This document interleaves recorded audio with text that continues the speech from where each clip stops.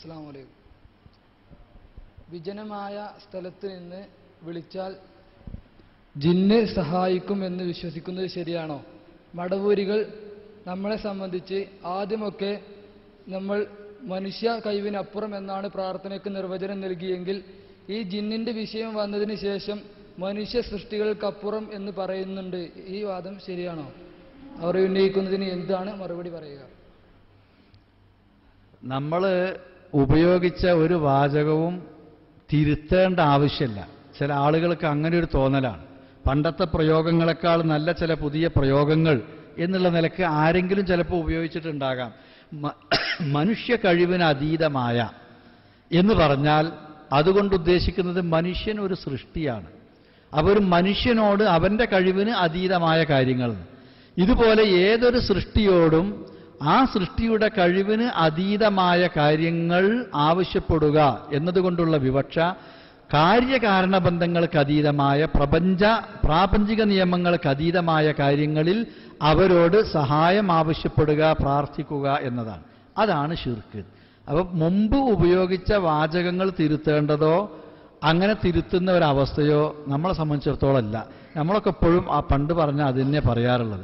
അതിങ്ങനെ ആരെങ്കിലും എഴുതുമ്പോൾ മാറിപ്പോയിട്ടുണ്ടെങ്കിൽ അതിൻ്റെ പിന്നാലെ ചില ആളുകൾ ഇത്തരം സംശയങ്ങളും ചോദ്യങ്ങളുമായിട്ട് കൂടുന്നു എന്ന് മാത്രമേ ഉള്ളൂ. അപ്പം നമുക്കത് തിരുത്തേണ്ട ഒരാവശ്യമല്ല. ഇനിയിപ്പോൾ ഒരാൾ മനുഷ്യ കഴിവിന് അതീതമായ എന്നതിന് പകരം സൃഷ്ടികളുടെ കഴിവിന് അതീതമായ എന്ന് എഴുതിപ്പോയാൽ ആദ്യം പറഞ്ഞത് തെറ്റും രണ്ടാമത്തേത് ശരിയും എന്ന് അതിന് അർത്ഥമില്ല.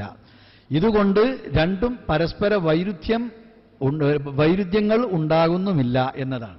മൂന്നാമത്തെ കാര്യം, ഒരു വിജനമായ സ്ഥലത്ത് ഒരാൾ ചെന്നുപെട്ടാൽ അവിടെ വല്ല ജിന്നുണ്ടോ എന്ന് അന്വേഷിച്ച് ചെന്നിട്ട് നിങ്ങൾ സഹായിക്കുമോ എന്ന് ചോദിക്കാൻ, മിൻ ഹൈസു ലാ തറൗനഹും ഇന്നഹു ഹുവ യറാക്കും വഖബീലുഹു മിൻ ഹൈസു ലാ തറൗനഹുന്ന. നിങ്ങൾ നോക്കിയാൽ കാണൂലല്ലോ.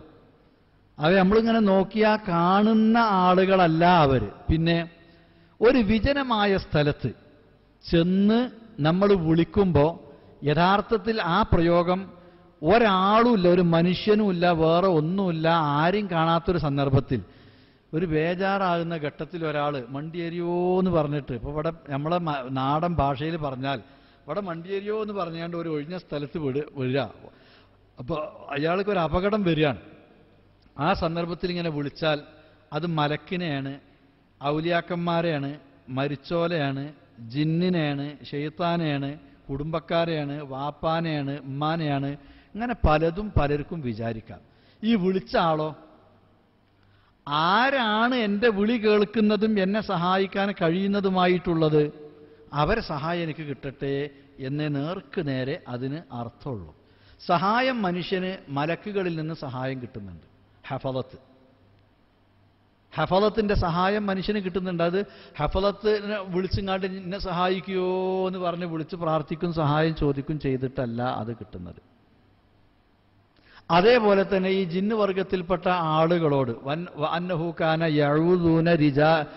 അന്നഹുക്കാന റിജാലും മിനൽ ഇൻസി യഊദൂന ബിരിജാലിൻ മിനൽ ജിന്നി, ആ പറഞ്ഞ രീതിയിലേക്ക് പോകാനൊട്ട് പാടില്ല.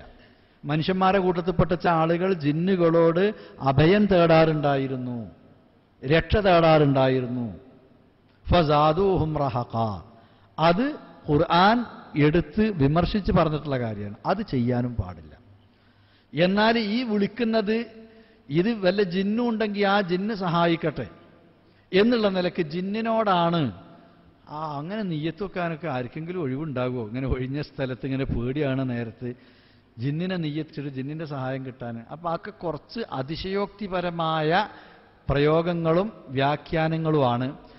ആ വിഷയത്തിൽ തന്നെ വന്ന ചില സ്ഖലിതങ്ങൾ ലേഖനത്തിൽ വന്നത് ആ ലേഖകൻ തന്നെ എഴുതിയ പ്രസിദ്ധീകരണത്തിൽ പിന്നീട് തിരുത്തിയിട്ടുമുണ്ട്.